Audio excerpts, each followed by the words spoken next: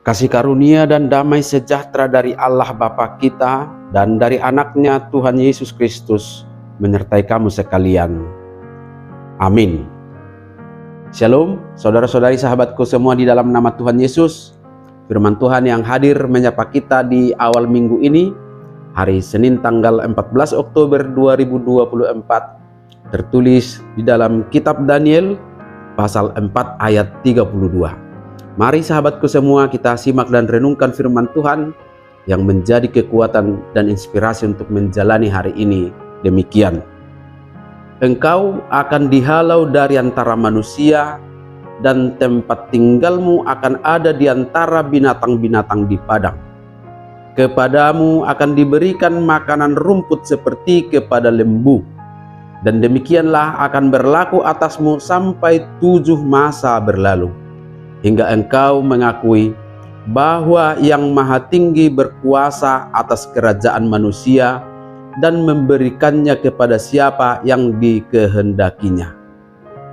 Ikon pabalion ni halak mahosi at tonga-tonga ni zolma. Jala sisada ingana doho dohot binatang di harangan.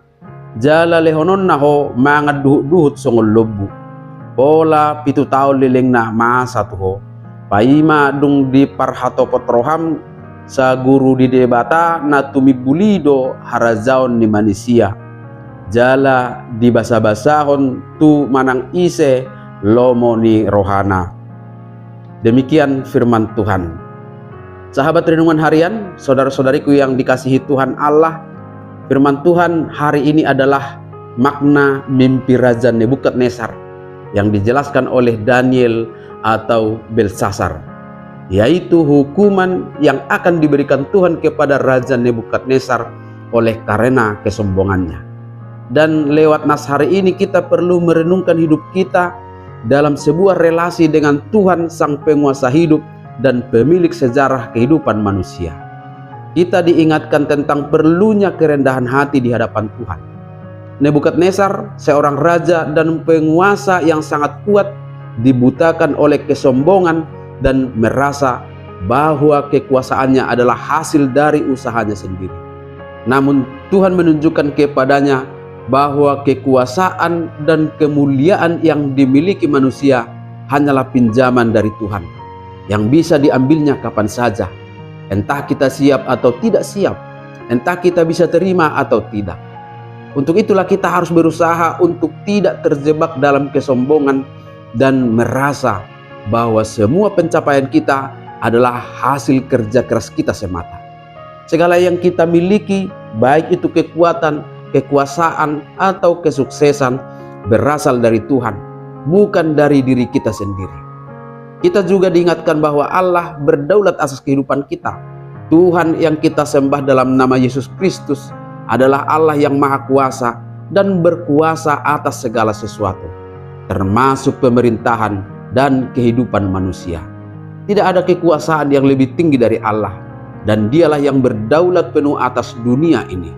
Oleh karena itu, hindarilah keinginan dan ambisi yang menggiring kita seolah-olah dapat mengendalikan segala sesuatu dalam kehidupan kita, sebab Allah yang menentukan apa yang terjadi.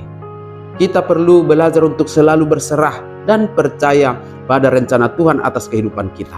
Sahabatku terkasih, hukuman yang diterima oleh Nebukadnezar adalah bentuk pendisiplinan dari Tuhan kita.